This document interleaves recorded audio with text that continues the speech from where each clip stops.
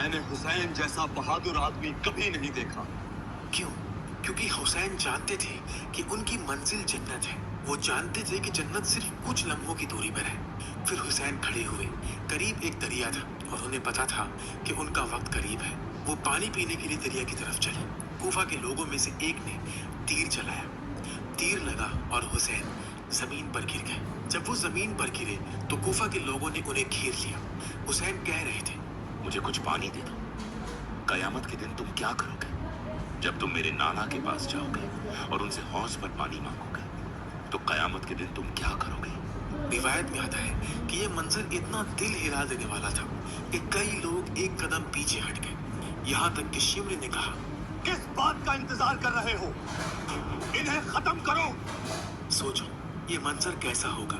حسین علیہ السلام کے گھر والے، ان کی عورتیں، ان کی بیوی، ان کی بیٹی، ان کی بہن، سب یہ دیکھ رہی تھی۔